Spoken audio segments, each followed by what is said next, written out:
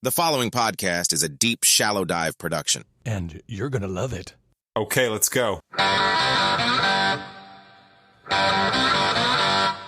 Hey, what's up, everybody? Hope you had a good weekend. Hope you had a good Monday. Man, October 8th. Can you believe it's been 1 year since, I guess October 7th will be kind of one of those days in history, kind of like 9/11. I mean, it really will be to a major extent, because obviously that was such a big event that took place in Israel a year ago. Man, I can't even believe a year's gone by. Anyway, all right, I'm going to move on from that. So today I am going to play for you guys, honestly, a pretty excellent podcast episode from a podcast. Well, this was a summit that was held in San Francisco by these four guys, but they've got their podcast. It's called the All In Podcast, and it's made up of four pretty well-known guys when it comes to Silicon Valley, technology, venture capital, all that stuff. So let me just give you a quick little lay of the land on who these guys are. So Chamath, Palihapitiya. So Chamath's a big VC now. He actually probably made all his money as like one of the first guys at Facebook. And so he cashed out, I think, big time on that. Yeah, definitely in the billionaire status. Now he's got a venture fund called Social Capital that focuses on solving large-scale societal problems. So he's got kind of a, I don't know, he's got a mixed reputation. Like sometimes he really is supported by people, and then sometimes he's very criticized. The next guy is Jason Calacanis. Jason's actually been in the mix a long time, probably one of the first guys I knew about when really the internet picked up. I'm not sure if he lived in Los Angeles or if he's been up there the whole time, but again, another serial entrepreneur. He hosts a show called This Week in Startups, and again, Calacanis has been around a long time. Again, mixed reviews on this dude. Some people love him, some people hate him. All right, David Sachs. David Sachs actually is another in the billionaire status. So he had founded a company called Yammer and sold it to Microsoft for $1.2 billion. And he's another VC, venture capital guy right now. He's actually made a lot of noise as of late supporting President Trump, and I think he's buddies with Elon and those guys. And so he's definitely probably the conservative Republican of the four of these guys. And he absolutely, like I said, you've probably seen him, like if you're a big Twitter fan, he hosts like the Twitter Spaces with Trump. He was a big DeSantis supporter originally. So anyway, and then David Friedberg. David actually is probably the least well-known of the four, and I didn't really know him, but he is the founder of the Climate Corporation, a company that uses data science to improve agricultural outcomes. And it was acquired by Monsanto for around $1 billion. Okay, I did not know that. I did not know that he might be in the billionaire category as well. I know Chamath and Sachs are definitely billionaires. I didn't think David Friedberg was, but maybe he is. I don't think Jason Calacanis is. Anyway, I mean, who cares what their net worth is? I just wanted to kind of put that in perspective so you know who these guys are, because obviously because of their net worth, they do get a lot of media attention, and they do get, I guess, notoriety from that. So they are sitting down on a panel discussion with two guys that I've talked about before and that I really like, and that is Professor John Mearsheimer and Professor Jeffrey Sachs. So this was maybe a couple weeks ago. Yeah, it was probably 2 weeks ago up in San Francisco. So they sat down and talked, a variety of geopolitical discussion points, and I thought it was pretty excellent. I thought it was worth listening to for you guys, and I will chime in here and there. But the other reason I wanted to play this, and this is going to be kind of funny, is that, it'll make you realize that here are four guys that, again, from a from a net worth standpoint, are in the top, 0.1% of America and maybe the world. And at least 3 of those guys are. And then their takes on geopolitics, they're pretty basic. They're pretty basic. And I was a little bit surprised on that. I was a little bit surprised on, their lack of nuance when it comes to the various issues, and quite frankly, their lack of depth when it comes to the various issues. So again, my point is, it doesn't matter how successful you've been in your life or you haven't, or how, how wealthy you are or how wealthy you're not. The bottom line is, when it comes to anything and everything, as long as you set your mind to it, and as long as you kind of, take in my opinion, a real common sense approach and really dig in, we can figure this stuff out as good as anyone. And part of what I took away from this, summit discussion was, man, I have figured this stuff out better than these 4 guys. Not better than Mearsheimer and Sachs, but, Jeffrey Sachs, that is. Anyway, my point is, we can figure this stuff out as good as anybody, and I hope we have been. I actually know we have been. I absolutely do. So, all right, let's dig into this. So this is the All-In Summit with Professor Jeffrey Sachs and Professor John Mearsheimer, along with the 4 hosts. I'm excited for this panel. We're going to talk about foreign policy. We have, I think, 2 of the most interesting, eminent, and renowned thinkers about foreign policy, Professor John Mearsheimer from University of Chicago and Professor Jeffrey Sachs from Columbia. So great to have you guys here today. It's a big world, and there's a lot of things happening, so let's just jump into it. The big news over the past week was that Dick Cheney endorsed Kamala Harris for president. I think for people who see the world in partisan political terms, this might have been surprising, but I don't think that you guys were that surprised by that. Do you see an underlying logic to this? Jeff, why don't I start with you? All right, really quick, I am going to chime in here and there. So that was David Sachs asking the question. And it's interesting, they started with this Dick Cheney endorsing Kamala Harris thing a few episodes back. I talked about that, and I talked about how Dick Cheney, dude is like Darth Vader. In a bad way, actually, the worst parts of Darth Vader. He was hated. He literally is a war criminal. That guy has millions of dead Iraqis and Afghanis on his well, he doesn't have a conscience, I doubt, but he should have one because, again, Dick Cheney, Donald Rumsfeld, George W. Bush, Paul Wolfowitz, all those guys, that was that whole neoconservative movement, which, again, I know I'm going to dig into. I promise I will. But interesting, he started off with that. And again, I will say the fact that Team Kamala, put that as like a badge of honor, and that the media was like, hey, look, everybody, Dick Cheney and Liz Cheney are endorsing Kamala Harris. That's not, you shouldn't flex with that. You really shouldn't. That should be like, oh, God, okay, yeah, whatever. Let's downplay that. I think it's obvious. There's basically one deep state party, and that is the party of Cheney, Harris, Biden, Victoria Nuland, my colleague at Columbia University now. And Nuland is kind of the face of all of this because she has been in every administration for the last 30 years. I haven't really talked about this Victoria Nuland lady, so I will delve into her in a future episode, but she's like a Henry Kissinger type figure where she has like been involved in so many things and so many bad things, but you don't really know about her because she's under the radar. She was in the Clinton administration wrecking our policies towards Russia in the 1990s. She was in the Bush administration, Jr., with Cheney, wrecking our policies towards NATO enlargement. She was in then the Obama administration as Hillary's spokesperson first, and then making a coup in Ukraine in February 2014. Not a great move.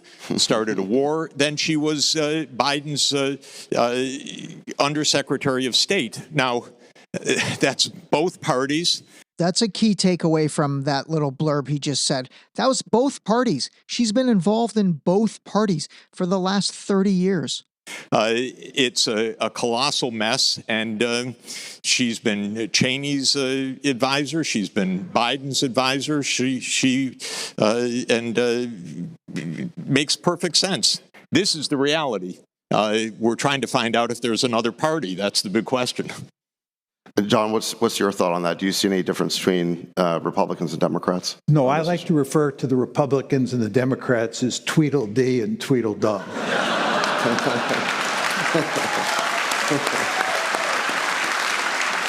He should have gone with Tweedledum and Tweedledummer. Anyway, I mean, this is why I really like these two guys. And not just because I agree with them, but because I think they call a spade on this stuff. And again, remember, these are two guys that have no, their only skin in the game is this is what they've done for a living for 30 and 40 years each. And I will say the one thing, and he's going to say it, but there is one guy that I always thought was maybe trying to break this mold, and that's why everything has happened since November 5th, 2016.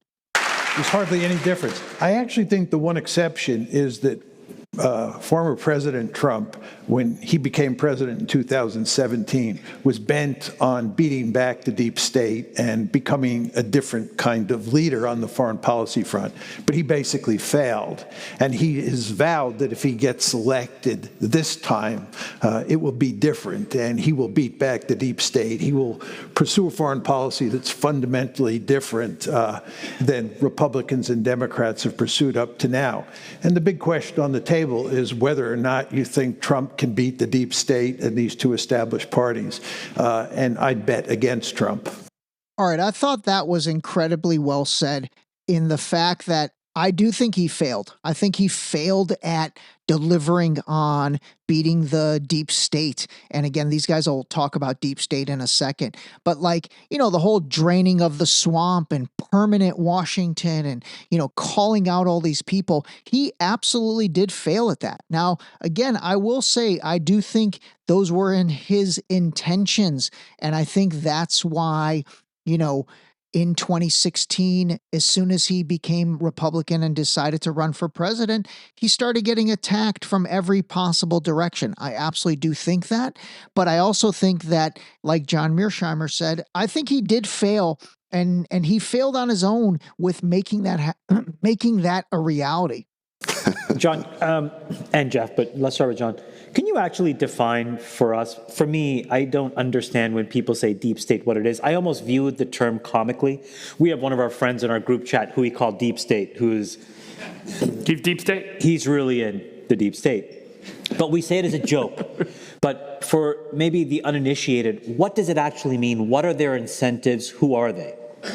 That was kind of what I was talking about at the beginning. So that was Chamath talking. Here's a billionaire guy that obviously has done incredibly well and has a lot of clout. And I mean, I don't know if he was just asking that in order to allow these guys an opportunity to define what the deep state is.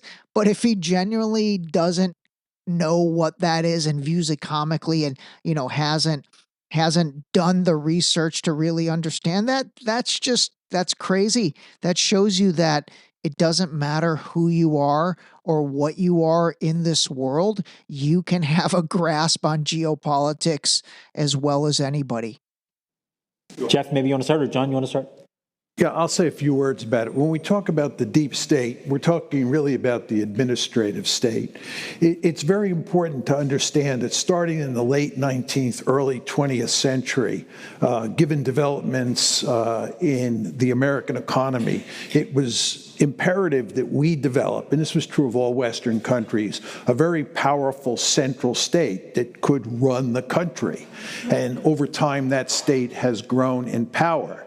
And since World War II, the United States, as you all know, has been involved in every nook and cranny of the world, fighting wars here, there, and everywhere.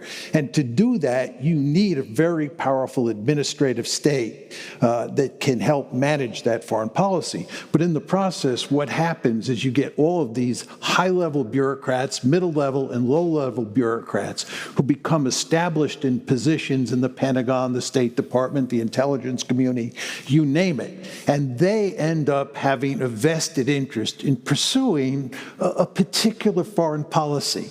And the particular foreign policy that they like to pursue is the one that the Democrats and the Republicans are pushing. And that's why we talk about Tweedledee and Tweedledum with regard to the two parties. You could throw in the deep state as being on the same page as those other two institutions. So let me give you a perfect example of this. And that perfect example right now is the Democrats all support sending billions of dollars to Ukraine, right? They champion the funding to Ukraine. The Republicans support sending billions of dollars to Israel. They are championing the support to Israel. So here you have each party championing one of two, major wars that are going on, and, $200 billion later of U.S. taxpayer money, they are funneling that money into those conflicts and those countries and those economies. So that would be collectively, what the deep state would be really all about. And again, this all does funnel into all this military industrial complex stuff that we've talked about, all of that stuff. It all ties together. Yeah, there's a very interesting interview of Putin in Figaro in 2017. And he says, I've dealt with 3 presidents now. They come into office with some ideas even. But then the men in the dark suits and the blue ties, and then he says, I wear red ties, but they wear blue ties. They come in and explain the way the world really is. And there go the ideas. And I think that's Putin's experience. That's our experience. That's my experience, which is that there's a deeply entrained foreign policy. It has been in place, in my interpretation, for many decades, but arguably a variant of it has been in place since 1992. I got to watch some of it early on because I was an advisor to Gorbachev and I was an advisor to Yeltsin. And so I saw early makings of this, though I didn't fully understand it, except in retrospect. All right, really quick, I wanted to make a note. So 1992, George H.W. Bush, Papa Bush. I really think this entire deep state uniparty concept, I guess maybe it could have been in place prior, but I think it really revved into high gear through him. I think he was the guy. And it went from Papa Bush to Clinton, Clinton to George W. Bush, George W. Bush to Obama. And then in 2016, Trump was the guy that was supposedly going to end it. I mean, he didn't. He definitely didn't. But I think that was the progression. Papa Bush, Republican, hands it to Clinton, Democrat, hands it back to George W. Bush, Republican, hands it to Obama, Democrat. I think that was the batting of the ping pong ball back and forth. And that is the whole concept of, two heads of the same snake. But that policy has been mostly in place pretty consistently for 30 years, and it didn't really matter whether it was Bush Sr., whether it was Clinton, whether it was Bush Jr., whether it was Obama, whether it was Trump. After all, who did Trump hire? He hired John Bolton. Well, the pretty deep state. That's actually a really great point. This is what I'm saying. Trump made so many mistakes. He really did. Like this John Bolton guy. This is that older guy with the 1980s porn mustache. This guy is so deep state and he's so uniparty. I really do question the Trump stuff in how could you hire this guy? This guy is like the epitome of what you are saying you want to bring to an end, like draining the swamp. John Bolton is the swamp. So that's the stuff that doesn't add up for me with Trump. Why would you have even hired this guy? And this is where it goes back to not only, questioning Trump to his core, which you could do, but more more importantly, it goes back to he just doesn't have the right people around him and good people around him. Like, he should have had somebody around him be like, dude, we can't hire John Bolton. This guy is like everything we've talked about wanting to destroy. It is him. So, like, no, we can't hire this guy. That was the end of, they told, he explained this is the way it is. And by the way, Bolton explained also in his memoirs, when Trump didn't agree, we figured out ways to trick him, basically. So, well, and what are their incentives? Is it war? Is it self-enrichment? Is it power? Is it all three? Is it some combination? Or is there a philosophical entrenchment? Or is it just this inertial issue that, like, once a policy begins, it's hard to change, and the system's just working with 10,000 people working towards it? If I were lucky to sit next to the world's greatest political philosopher, which I am, he'd give you a good answer, which is the right answer, which is if you want to interpret American foreign policy, it is to maximize power. John gives an explanation of that.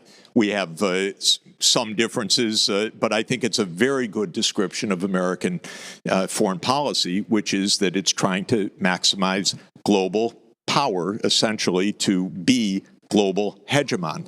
All right, really quick. I do agree with that. Global power. I absolutely think that is, obviously the number one desire. And then with that power comes, the money and the influence. By the way, so this term hegemon and hegemony, let me give you a definition of this so we, clearly understand what they talk about when they say Western hegemony.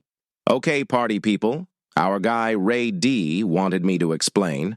What do they mean when they say Western hegemony? So here you go.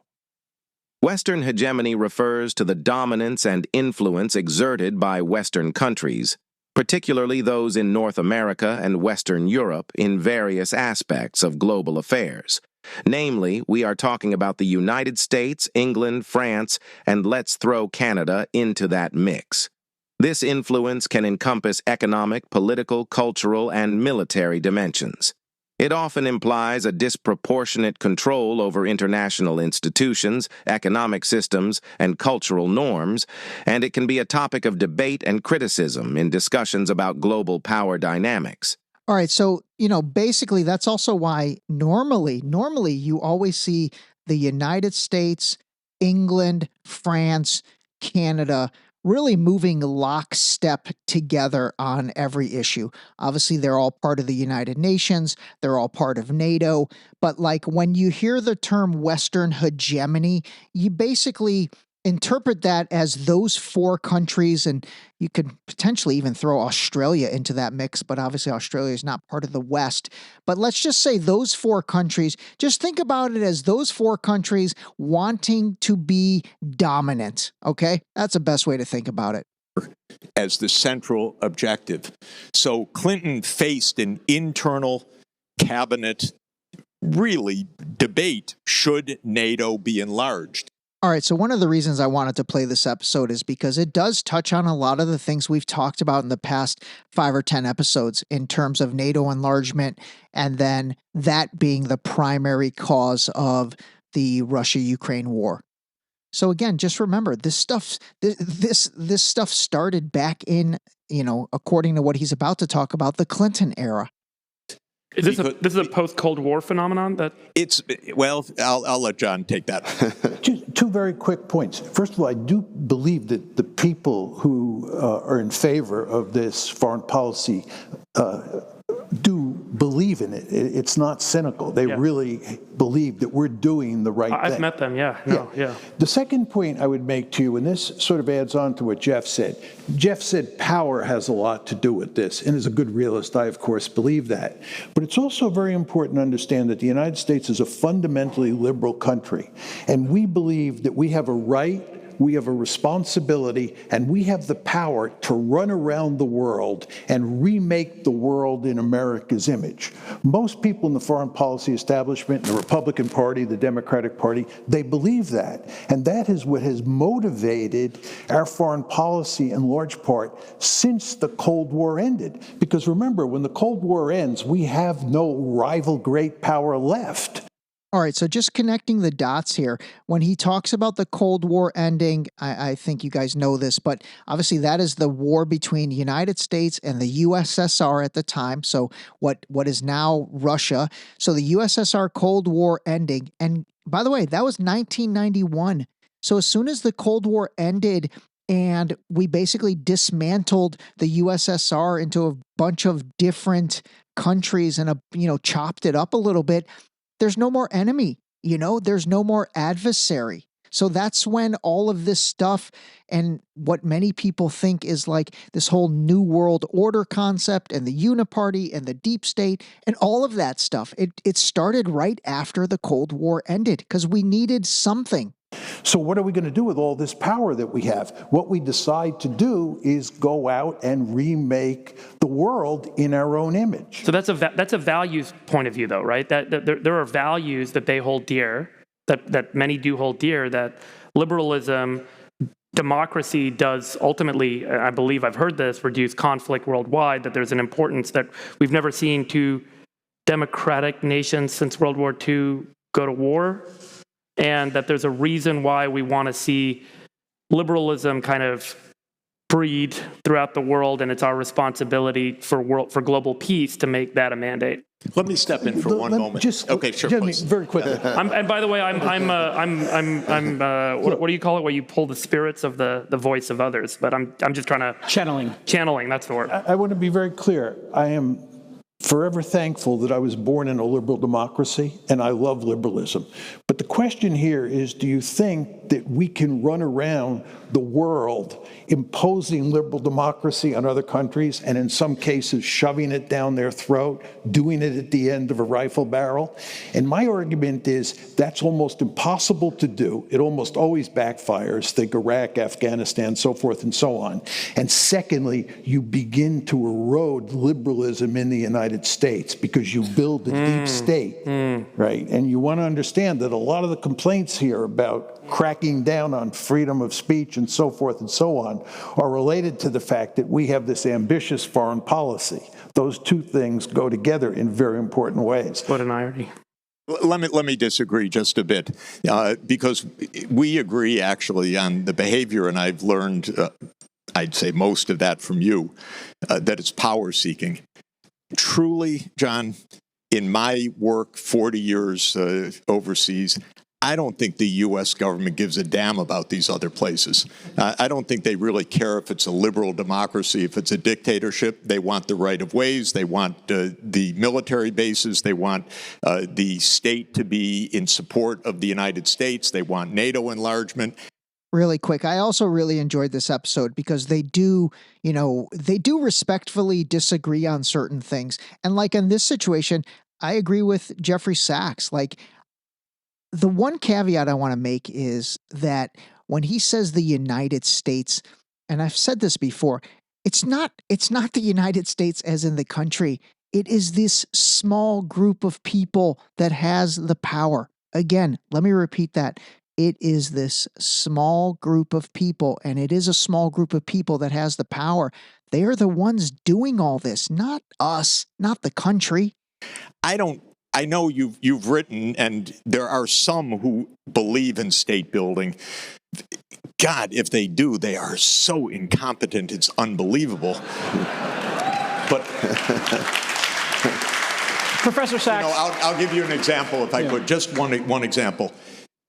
I'm a friend with one of the only PhD Afghani economists, senior person in the U.S. Academia over the last 30 years. You would think that the State Department, if they were interested in state building, would ask him one day, one moment, something about Afghanistan. Never happened. Never happened. Not even one question. Never happened. You know, initially I was going to cut that part out because I have cut out a few parts that I think are fluff, but I didn't. And man, I'm so glad I didn't, because think about that. We were in Afghanistan for 20 years. Remember all we've talked about the forever war in Afghanistan? You know, you're talking about $5 or $6 trillion that were spent overall in Afghanistan. You're talking about millions of people that were killed. You're talking about this 20-year forever war. How crazy is it that the one PhD, let's say, Afghanistan expert in the United States, I gotta imagine there's more than one, but like the fact that they never asked this guy, hey, what do you think? What should we be doing? That tells you a lot right there. It really does. He asked me, can you get me a meeting with the State Department? They were completely uninterested. This is about power. You're too idealistic, John. They don't care about the other places. They may feel we should be whatever we want, free and so forth, but freedom, I've seen with my own eyes the coups, the overthrows, the presidents, Democratic presidents led away. They don't care at all. This is Washington. Be a realist. Come on. Professor Mearsheimer, when we talk about power, there are other people in the world who are trying to accumulate power. We live in a multipolar world right now, and they have, in some cases, very nefarious or bad intent, and they do not have democracy. So it's one thing to, tell people in Afghanistan, you need to evolve, to be a perfect democracy like the one we have here. I think we all agree that's unrealistic and insane and not practical. So that's Jason Calacanis saying this. Before he finishes, I do want to say one thing, and I'm going to say this only because I thought of it literally right now as I'm listening to this. Who gets to define what a dictator is? Who gets to determine what a dictator is? Seriously, think about that question. Just put that in the back of your mind. Like, who gets to call whom a dictator? And really, what does that truly mean? Is somebody that's looking out for the best interests of their country, if that doesn't align with your desires, are they a dictator? Seriously, think about that. If somebody is acting in the best interests of their company, I said company, I mean country. If that doesn't align with what you want to have happen, now all of a sudden they're a dictator? But what about the free countries of the world uniting together to stop dictators from invading other free countries? Is that noble? Is that a good use of power and a good framework for America to evolve to? No, I don't think so. I think that what the United States should do is worry about its own national interest. In some cases, that's going to involve aligning ourselves with a dictator. If we're fighting World War II all over again, it's December 8th, 1941, you surely would be in favor of allying with with Joseph Stalin and the Soviet Union against Adolf Hitler and Nazi Germany. Sometimes you have to make those kind of compromises. As I said before, I love liberal democracy. I have no problem allying with liberal democracy. But when you begin to think in the terms that you're thinking, you end up with an impulse to do social engineering around the world, and that gets you in all sorts of problems. Well, what I'm proposing is when dictatorships invade other countries, then we take action. I will say of these four guys, I think Jason Calacanis is kind of the most basic of them.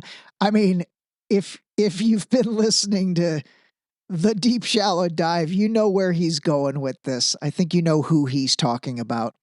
It depends. To maybe defend them. It depends. Yeah, of course. Yeah. I mean, when Russia invades Ukraine, basically what you're saying is you want to go to war on behalf of Ukraine against Russia? Are you in favor of that? No, I would say diplomacy would obviously be what we'd want to exhaust. But if they do roll into other free countries, I think there's an argument for the free countries of the world to get together and say, to dictators, we're not going to allow this. I'm just going to repeat this because it's kind of a new little epiphany that came to me. I mean, seriously, like who gets to define what a dictator is? Who gets to say they are dictators? And then, man, if you really think about that over the course of the last similar time frame, the last 30 years since the Cold War ended, 1991, and then this whole New World Order under Papa Bush started. Look at the people we've called dictators. They're all the people that we've ended up wanting to invade and have invaded. Just food for thought. Could I come in here? Could I clarify a few things? Yeah. Almost all the time that we intervene, it's because we view this as a power situation for the U.S. So whether it's Ukraine or Syria or Libya or other places, even if we define it as defending something, believe me, it's not about defending something. It's about a perception of U.S. power and U.S. interest, and it's in objectives of U.S. global hegemony. And if we analyze the Ukraine conflict just even a little bit below the surface, this is not a conflict about Putin invading Ukraine. This is something a lot different that has to do with American power projection into the former Soviet Union. So it's completely different. Second, if we decide we're the police, which we do, you can't imagine how cynical bullshit we use to justify our actions. We used the cynical bullshit that we're defending the people of Benghazi to bomb the hell out of Libya to kill Muammar Gaddafi. I don't know much about that whole Benghazi situation. I know Hillary Clinton was obviously a key part of that, and then that led into basically killing Gaddafi in Libya. It's on the list. I promise to kind of dig into that. Why did we do that? Well, I'm kind of an expert on that region, and I can tell you maybe because Sarkozy didn't like Gaddafi. There's no much deeper reason except Hillary liked every bombing she could get her hands on.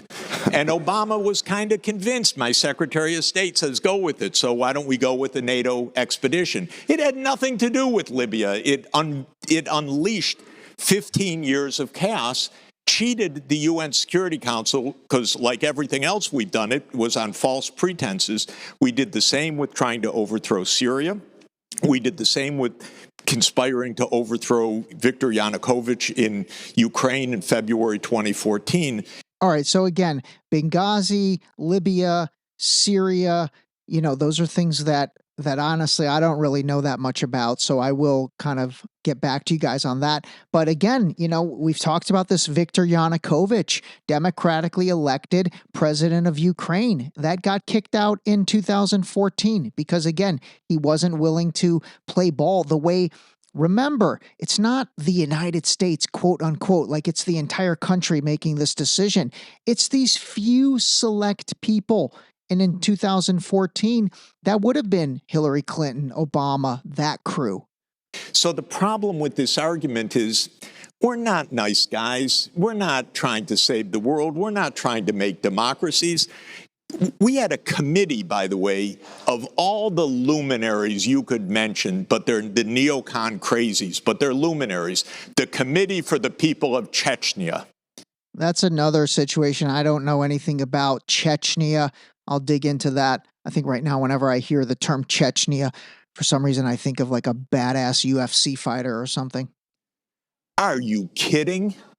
Do you think they even knew where Chechnya is or cared about Chechnya? But it was an opportunity to get at Russia, to weaken Russia, to support a jihadist movement inside Russia. I love what he said there. He's like, do you think they even knew where Chechnya is? It reminds me of Nikki Haley and Chris, who's that, the fat guy? Chris Christie, not even really knowing the 4 provinces in Ukraine that were invaded and how Vivek called him out on that debate. Seriously, again, this I want to drive this point home this episode. It's not America. It's not the American people. It's not us. It's this small group of people that are making decisions. And again, I think that's very, very important that we start to really realize how much of all of this controversy and issues is happening because it's a very small group of people making this happen. And again, that statement he said where they didn't even know where Chechnya was, it completely is analogous to Nikki Haley not having any clue where the 4 regions that were invaded in Ukraine were, and not even being able to defend herself because she wasn't in that debate. This is a game, but it's the game that John has described better than anyone in the world. It's a game of power. It's not that we're defending real things. If you want to defend real things, go to the UN Security Council and convince others, because the other countries are not crazy and they don't want mayhem in the world. But we play games, so they say, that's a game, Iraq, which was obviously a game before we went in. It was obviously Colin Powell could not move his lips without lying that day. Obviously. And so they said no. But if we're real about our interests, then you go to the UN Security Council, and then it's not just on us.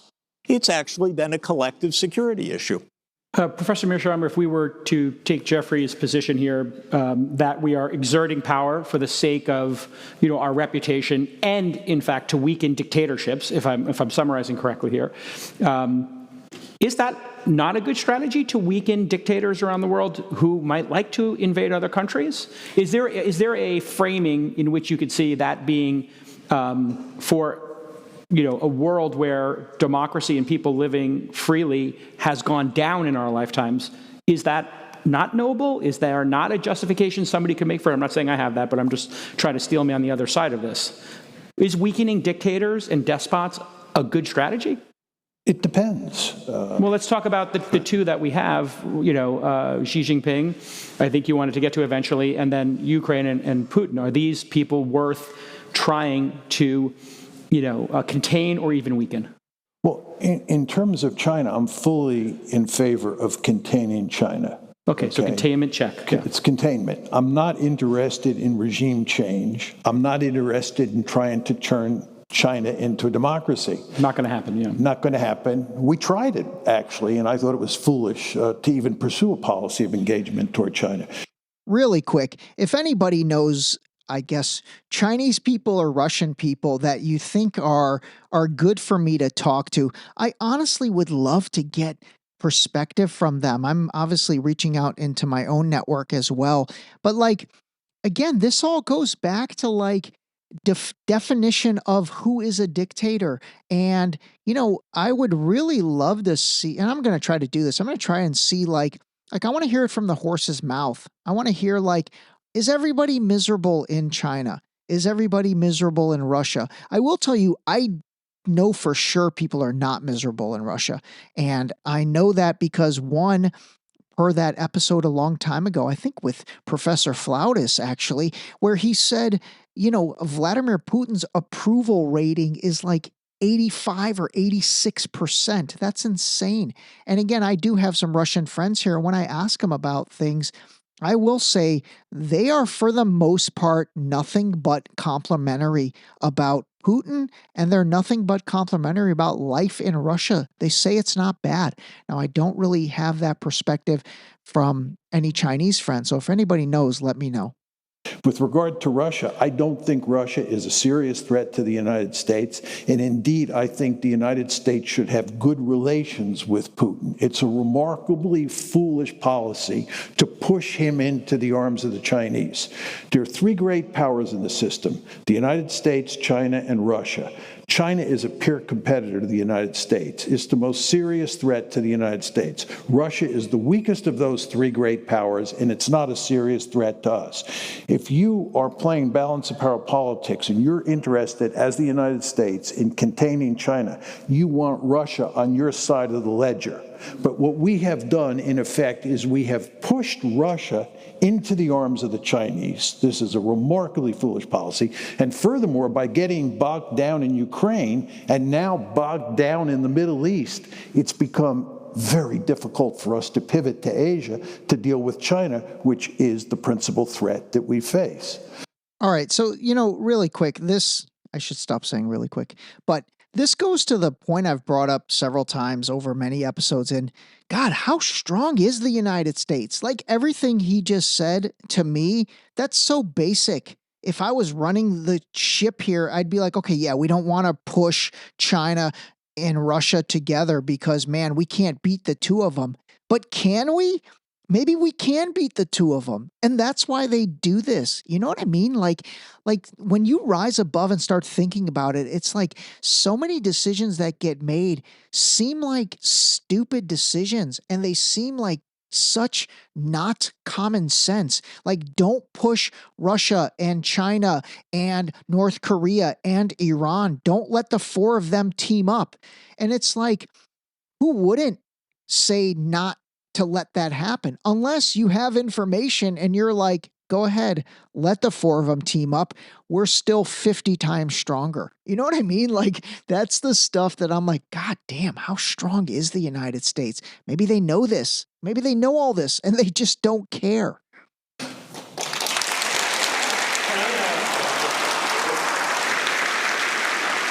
Thank you. I appreciate that. David, could I just say, 2/3 right, perfect. So you gave him a B or B plus? A minus. I'd always give him an A minus. Oh, that's that great inflation? I just wanted to add a footnote, which is that China's also not a threat.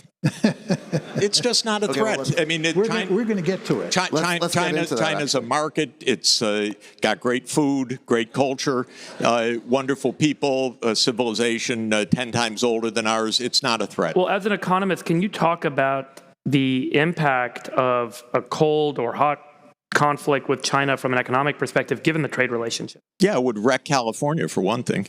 It would destroy the economy that you guys are making completely. This economy has been the biggest beneficiary of China's rise probably in the whole world.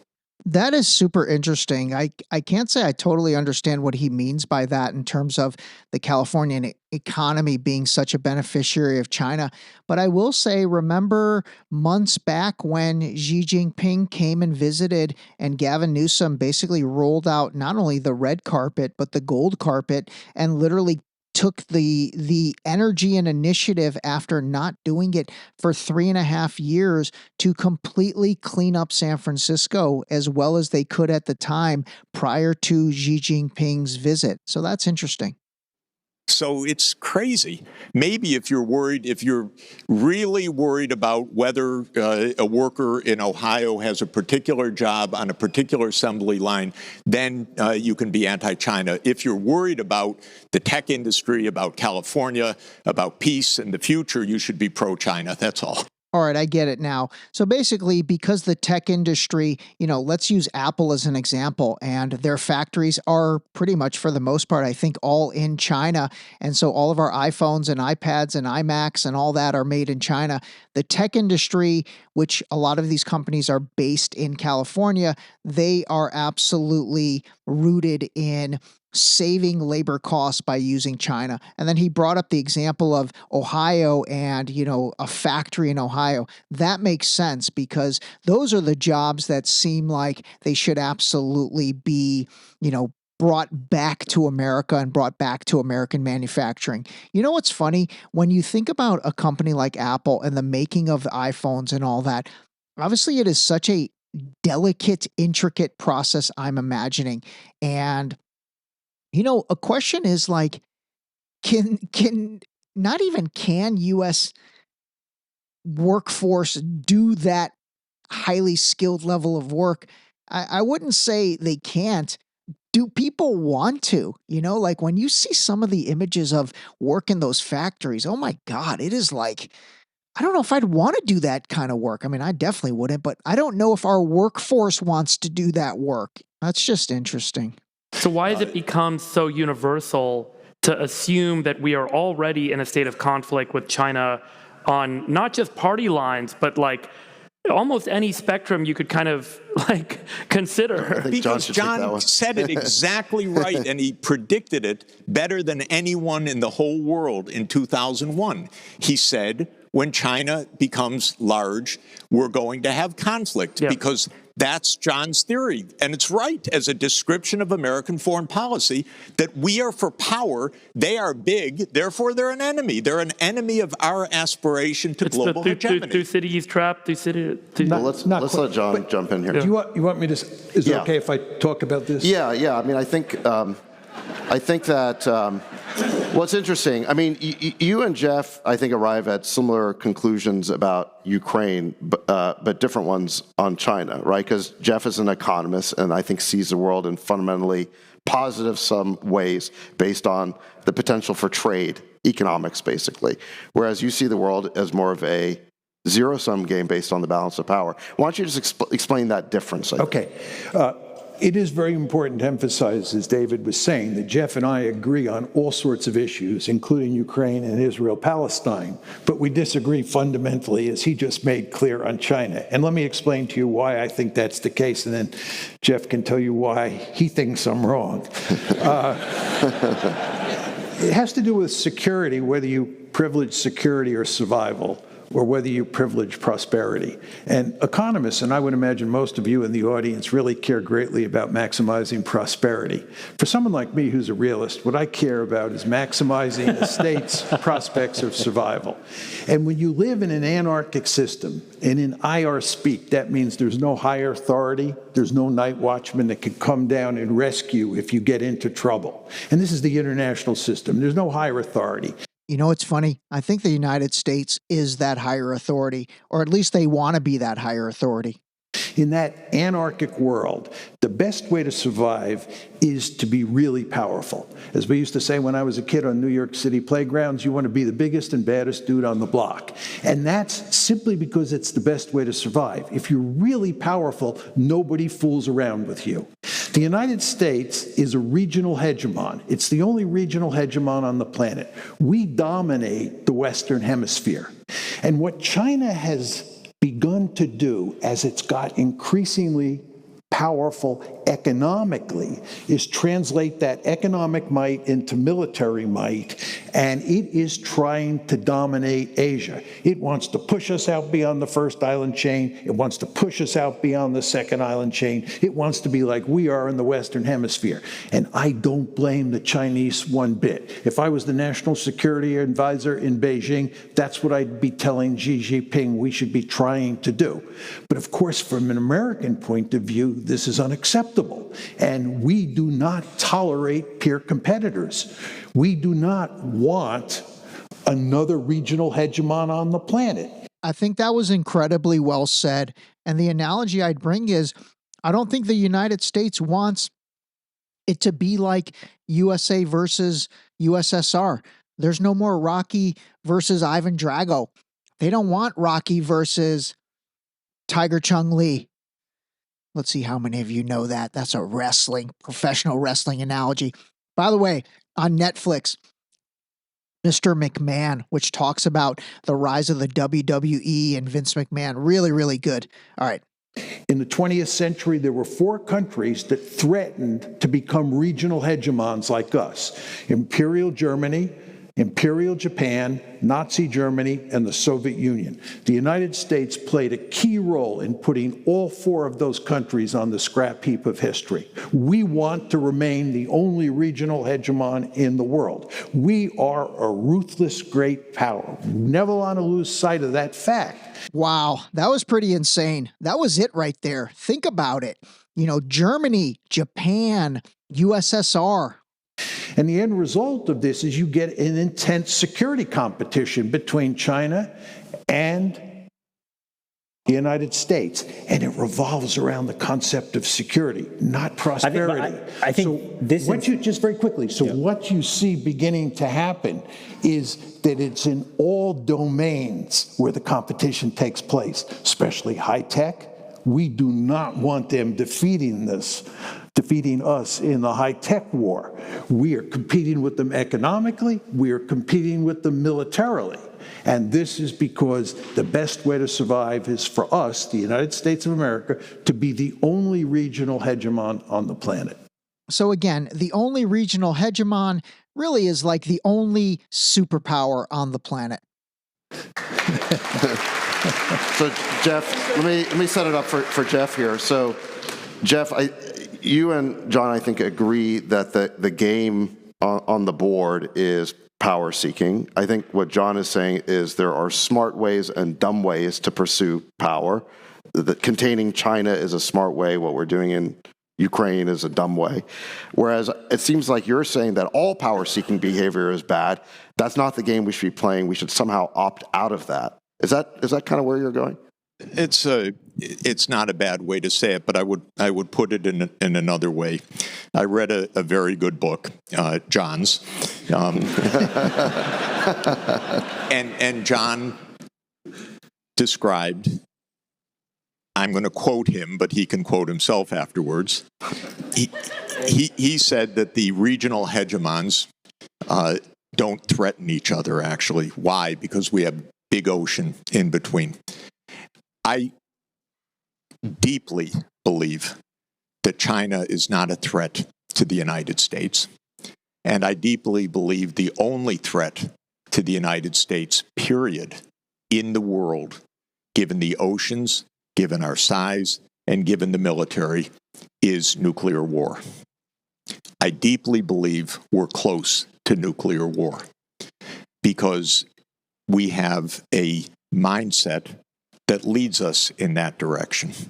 We have a mindset that everything is a challenge for survival and that escalation is therefore always the right approach. My view is a little bit of prudence could save the whole planet. So why I don't like Ukraine is that I don't see any reason in the world that NATO has to be on Russia's border with Ukraine.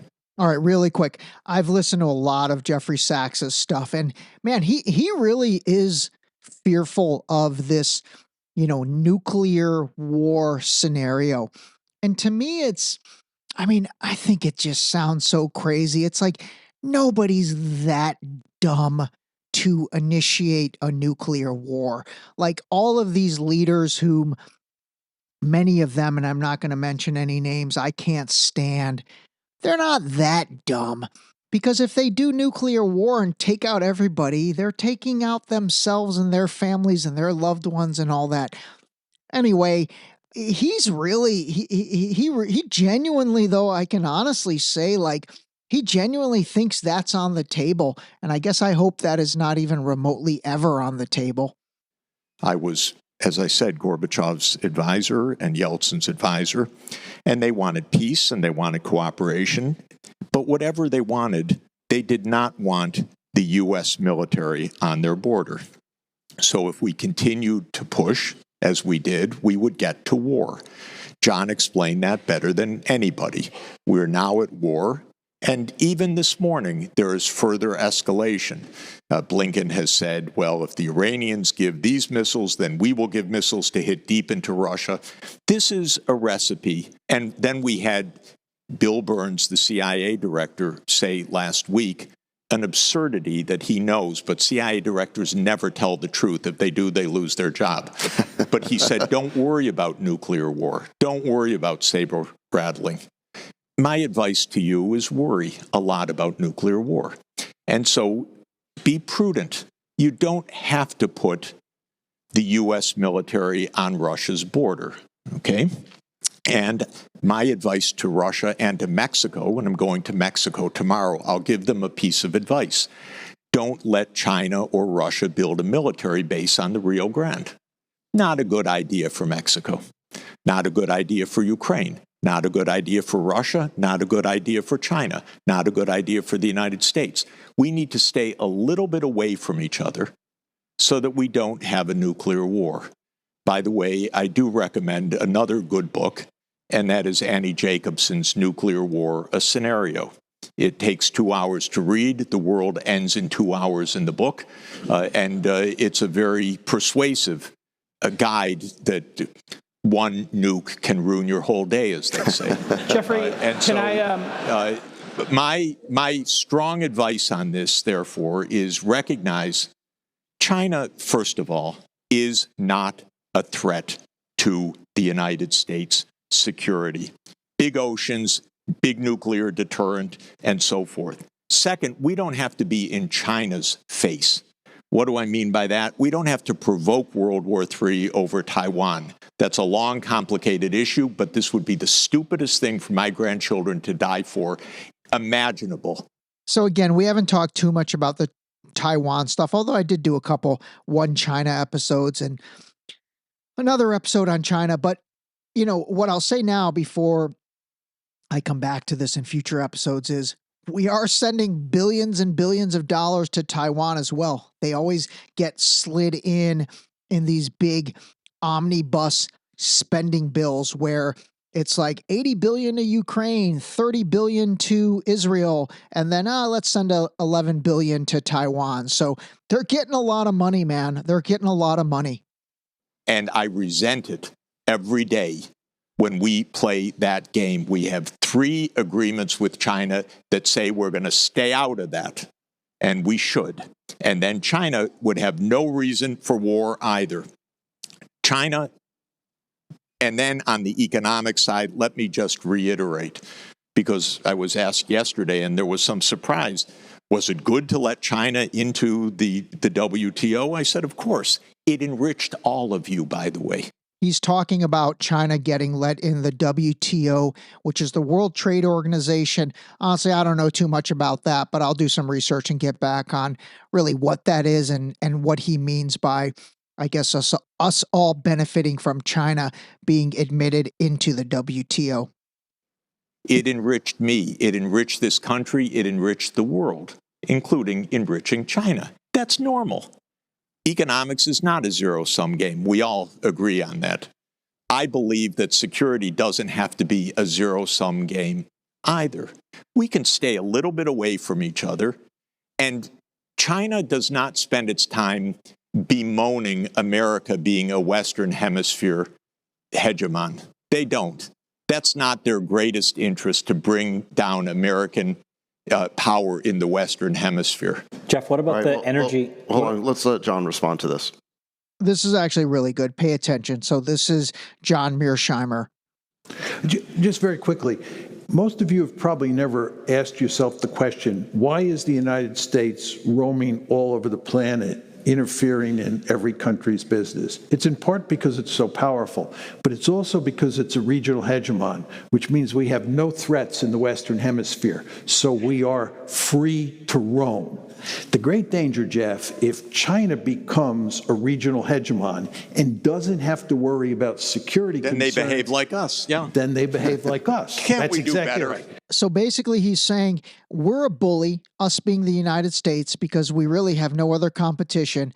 And if China gets to be a bully and have no other competition, then we're going to have competition as bullies.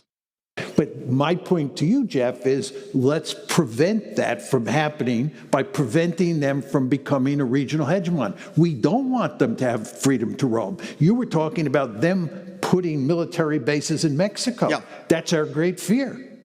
It's not my great fear. They have no interest in doing so because they don't want to get blown up either. So They do seem to have a big interest, Jeff, in Africa, India, Russia, and they are. I'm sorry, say it again. China has a major doesn't interest. have military bases there. Well, they're building nuclear power plants and trade, and they're building debt loads with those I'm countries. all in favor of that. Let's go compete that way. I'm all in favor of that. But, Jeff, that's because they're not a regional hegemon yet. All right, inside that little discussion, that brings the BRICS stuff into play. Man, we haven't talked about BRICS in a long time, but these country coalitions, Brazil, Russia, India, China, South Africa, remember, they let Iran into that. They let Saudi Arabia into that. And you don't hear anything really about what's going on with BRICS, but I guarantee you there's something going on, and it's gonna get dropped. All of a sudden it'll be like BRICS announces XYZ, and it could be some type of, currency that they're trying to get off the ground to again compete with the US dollar. Yeah, if you try to prevent them from being a regional hegemon, we're going to end up in World War III because, as you say yourself, that this can absolutely spill over into war. I don't want it to spill over into war on the theory that maybe someday they behave differently. That's not a good theory for me, that part. So, John, can we contain China, prevent them from becoming a regional hegemon without directly defending Taiwan? I mean, isn't that where the rubber meets the road?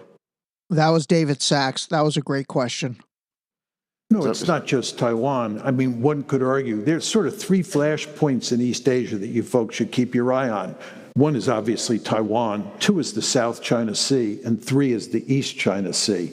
And I think, David, that the place where a conflict is most likely today is not over Taiwan. I could explain why I think Taiwan is not a serious problem at the moment or for the foreseeable future. The South China Sea is a very dangerous place. We could end up in a war, for sure, even if we did not defend Taiwan. So Taiwan, you don't want to overemphasize. All right, that's another thing that's on the radar. I don't really know what he's talking about when he says South China Sea or East China Sea, but I'll look all that up. I agree with Jeff that we definitely don't want a war, and we certainly don't want a nuclear war. And he is absolutely correct that there's a risk of a nuclear war if a war breaks out of any sort between China and the United States. Many of us in the audience remember the Cold War, and this was an ever-present danger in the Cold War. But my argument is that this is inevitable, because in a world where you don't have a higher authority and you care about your survival, you have a deep-seated interest, as any state in the system, to be as powerful as possible. John, and that means dominating your region of the world. There is one player on this chessboard that hasn't come up yet, and maybe we could skate to where the puck is going. You know, when you talk about the South China Sea, okay, sure, South Korea, Japan, Australia, all of those major players there, they're just a couple of 100 million people. But then China is in population decline.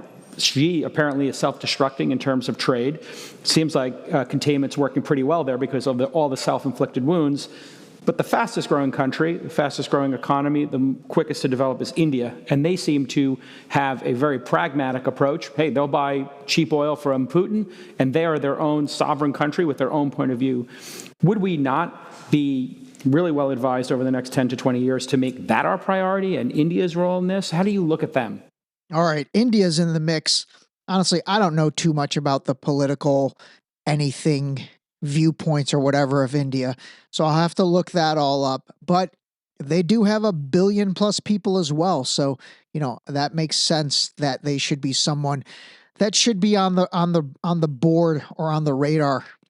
Well, we definitely view India as an ally, right? It's part of the Quad, which is this Rube Goldberg type alliance structure that we put together in East Asia that includes Australia, Japan, the United States, and India. Really quick, like this is the stuff that doesn't make sense. So the Quad, United States, India, Australia, Japan. So there's an alliance there. But remember, India is also part of BRICS. Brazil, Russia, India, China, South Africa. I don't know, man. Man, this stuff is confusing. It definitely is. And India is smartly maintaining its good relations with Russia. The Indians understand, like Jeff and I do, that the Russians are no great threat. But from India's point of view, the real threat is China. Right. Right. And there are two places where India cares about China. One is on the India-China border up in the Himalayas, where they've actually had conflicts, right? And there's a real danger of war breaking out.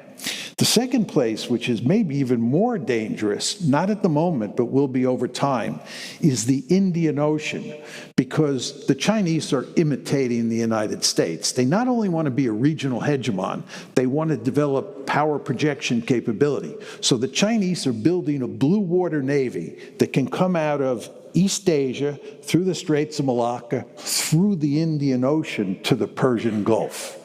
And once you start talking about going through the Indian Ocean, the Indians get spooked. Right. And that's when the Americans and the Indians come together. Okay, let's think of this from an engineering point of view, if we could. Why are the Chinese developing the Navy?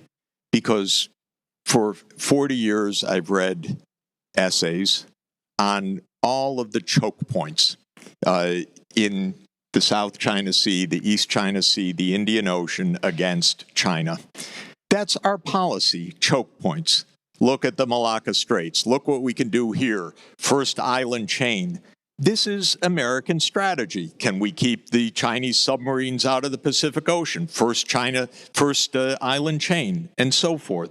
So, of course, they react. They're rich, they're going to build a navy so that they can get their oil on which their economy runs. Can we be a little bit sensible with them and decide how we're not going to have choke points, and then we don't have to have a nuclear war, which is really going to ruin our day? All right, I was going to cut that part out too, but I left it in there only because, man, think about it. Like, we've never talked about any of this stuff. This is like episode 217.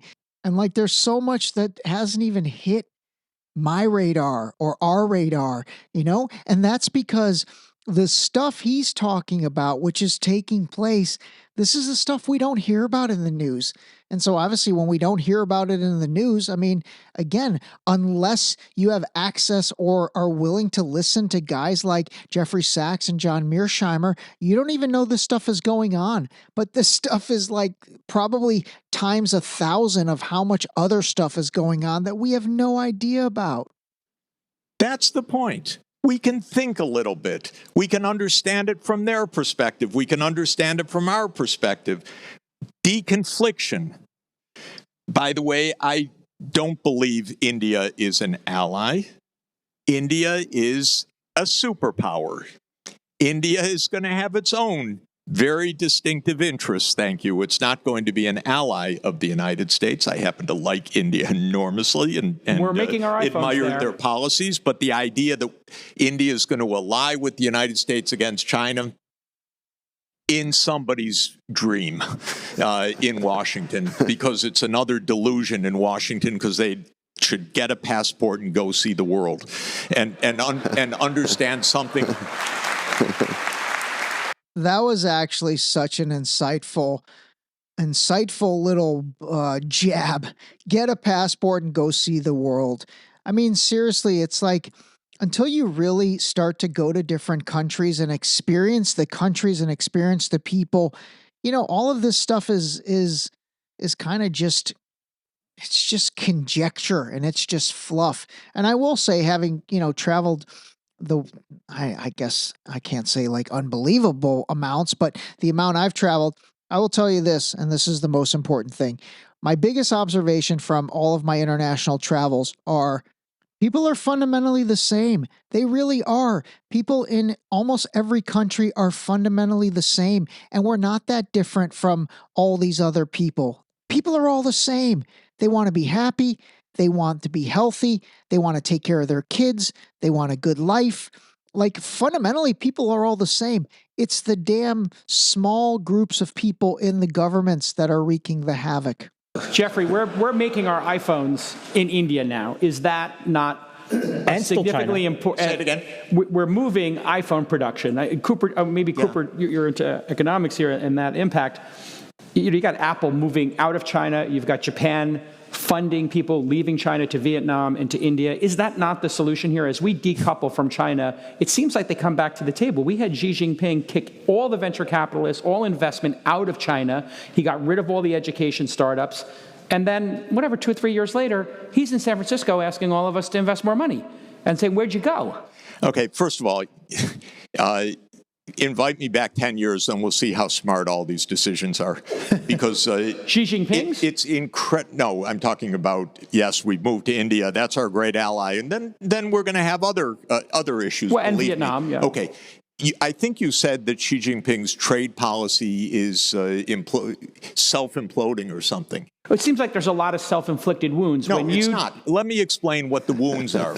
Okay.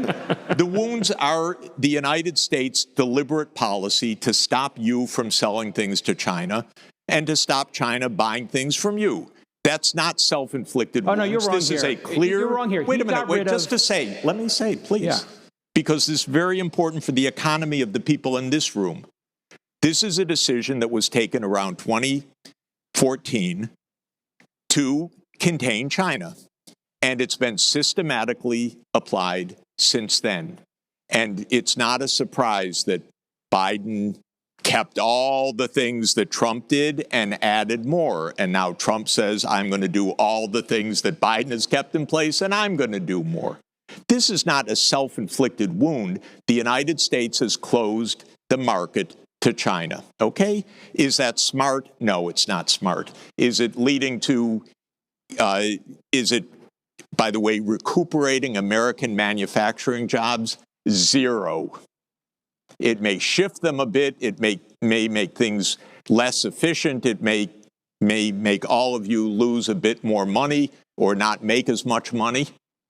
But is it going to solve any single economic problem in the United States? No way. Let's let John in. Let's let John in. Spicy. I just want to ask Jeff a question on this. My argument is that this is the way the world works. Yes, I know. And it is. And it is. But if I'm describing how the world really works, how do you beat me?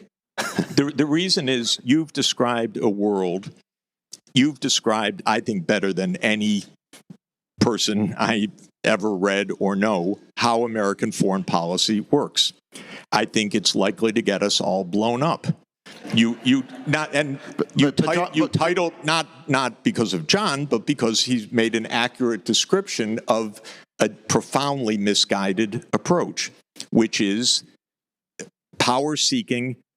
Even if you're safe as a regional hegemon, you're never safe if another regional hegemon does what you do. No, you can't allow that to happen, so you have to meddle every single place in the world. Now, all I'm saying, wait, let me just finish, because it's important. That it is important to say, try this in the nuclear age. You don't get a second chance. So this, to me, is the most definitive fact of our lives, which is we are now in a war, direct war, not proxy war, direct war with Russia, which has 6,000 nuclear warheads. I can't think of anything more imbecilic than that, aside from the fact that I know step by step, because I saw it with my own eyes, how we got into that mess because we thought we had to meddle up to, including putting NATO into Georgia in the Caucasus, of all places, and Ukraine. So we made that because we have to meddle because we couldn't let good enough stand. If we do the same with China, there will be a war, but it's not like reading about the Crimean War or World War I or World War II. That's my difference. This is a fine theory that explains a lot of things, but damn if you can make ChatGPT or you can make Optimus or you can make all the rest, we can avoid nuclear war. So just do a little bit better than saying it's inevitable. All right, so we only have a minute left, so I want to give it to John. I just want to ask. He had a question. I know, but we only have a minute left, and it's Sachs' We got to add 5 minutes. So This is the best panel I've ever been on in my life. Can we just add 10 minutes? 5 minutes. We got to add 5 or 10 minutes. The best panel. Is this the best panel ever? Wait. I feel like Sorry, John I'm calling an audible. We got 5 minutes, so before we leave this topic, John, your book is called The Tragedy of Great Power Politics. You clearly understand the tragic aspect of how great power rivalry, great power competition can lead to disaster. What Jeff is saying is we're now in the nuclear age, and it's going to lead to nuclear war. So do we have to be on this path, or is there a way off of it? 2 points. In my heart, I'm with Jeff.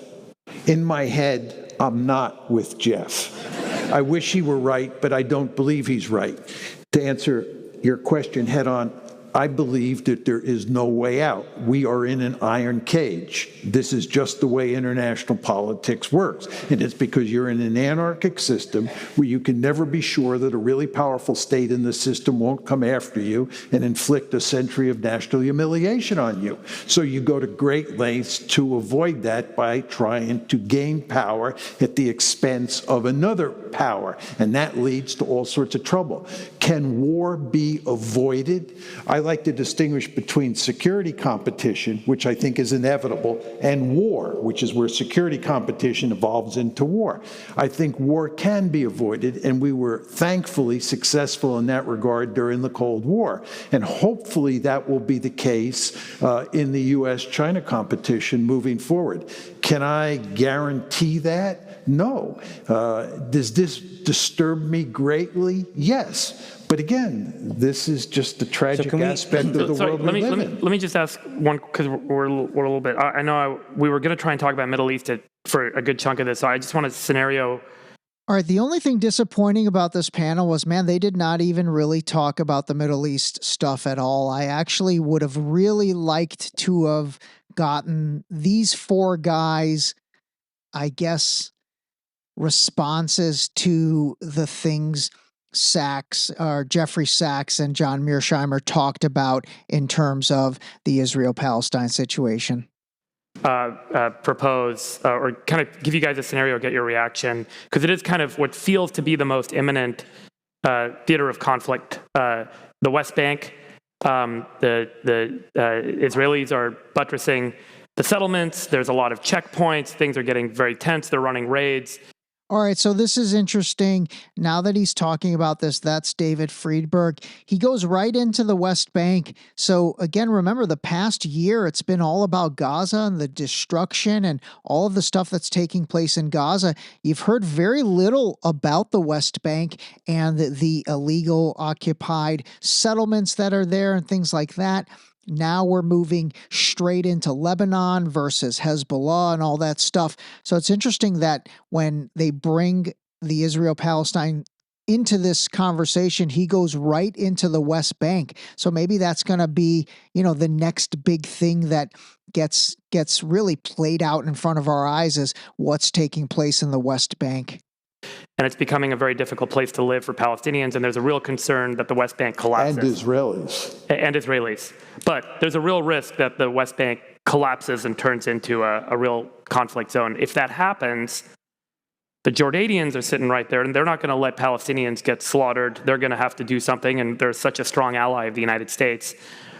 Does that trigger a theater of response where what is Saudi going to do? Are others going to be drawn to the region? Does the collapse of the West Bank or the conflict that seems to be brewing in the West Bank become this kind of tinderbox for everyone showing up and getting involved and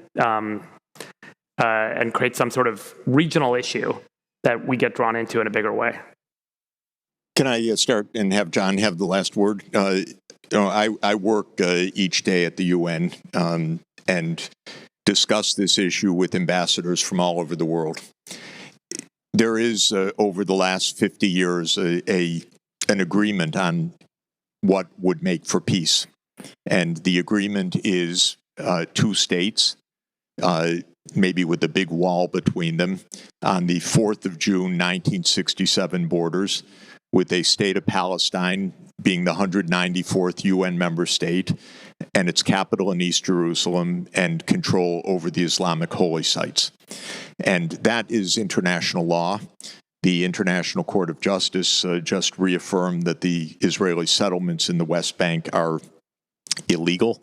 The International Criminal Court is likely to find, or ICJ is likely to find, that Israel is in violation of the 1948 Genocide Convention, which I very much believe it to be in violation. So my own solution to this is implement international law. Two states, build the wall as high as you need to build, but you give Palestinian rights, you establish a state of Palestine, you stop the Israeli slaughter of Palestinians, you stop the Israeli apartheid state, and you have two states living side by side. Israel is dead set against that. The entire Israeli political governance now is dead set against that. Hundreds of thousands of illegal settlers in the West Bank are dead set against that. Smotrich, Ben-Gvir, Gallant, Netanyahu are dead set against that. So my view is it has nothing to do with what Israel wants. It has to do with enforcement of international law. So I want to see this imposed, not because Israel agrees to it, but because it is imposed. And there is one country that stands in the way of imposing this, not Iran, not the Saudis, not Egypt, not Russia, not China, not any country in the European Union, one country and one country alone. And that is because of the United States of America. And the Israel lobby, somebody wrote a very good book about that, too, that I know. The best book ever written about it by John. And that's what stops the solution that could bring peace.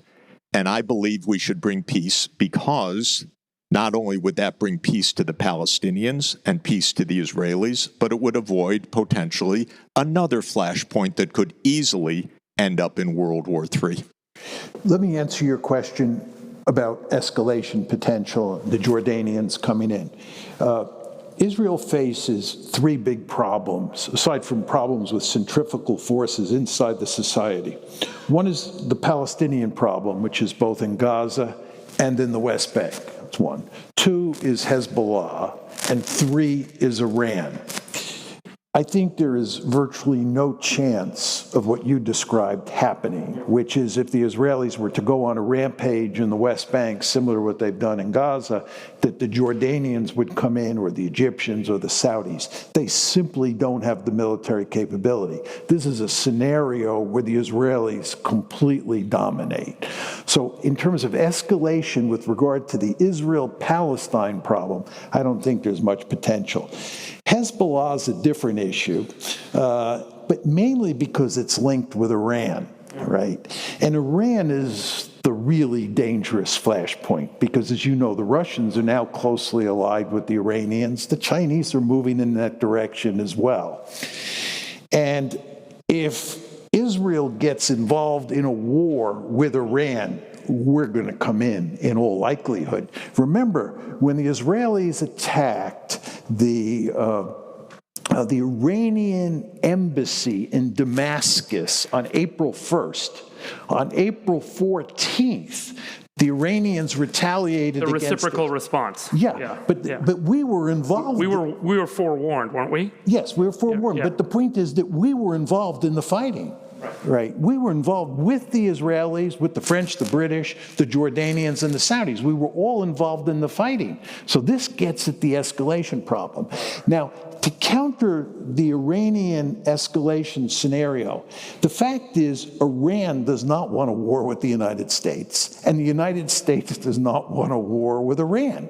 And it's the Israelis, especially Benjamin Netanyahu, who has been trying to sort of suck us into a war because he wants us, the United States, to really whack Iran, weaken it militarily, and especially to go after its nuclear capabilities, because as you well know, they are close to the point where they can develop nuclear weapons. So the Israelis are the ones who want us to get involved in a big war with Iran. That's the escalation flashpoint. And the $64,000 question is whether you think the United States and Iran kind of colluding can work together to prevent the Israelis from getting us sucked in. That question will be answered based on the next, who leads the next administration. All right, I'm going to chime in real quick because I do want to give John Mearsheimer the last word in this episode. But anyway, I hope you guys enjoyed that. I really, more than anything, I wanted to play that entire episode for you because I think there's a lot of good learnings from it. There's a lot of things we've talked about in the past, which I think that's interesting. There's a lot of things we haven't talked about, so that's going to set the stage for the future a little bit. But more than anything, I mean, that's hopefully also a really good introduction to Jeffrey Sachs and John Mearsheimer.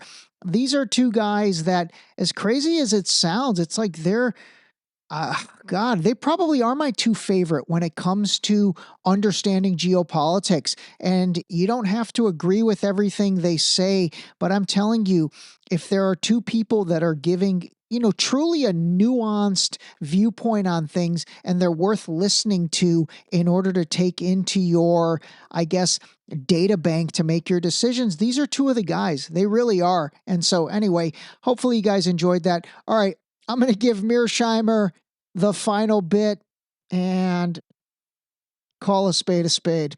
And what he says is on point. Well, if you believe that it matters who leads the next administration, that's true. On that note, take it out. Thank you. Let me just say, Jeffrey and John, now I know why Sachs will not stop talking about you two. This was the most amazing panel of the event so far. Give it up for Jeffrey Sachs and John Mearsheimer. All right. That was a great way to end it. This episode was brought to you by the new book, Deep Shallow Dive Into You, available now on Amazon and Barnes & Noble in hardcover and paperback. Don't forget to sign up for our new mailing list on our website at deepshallowdive.com.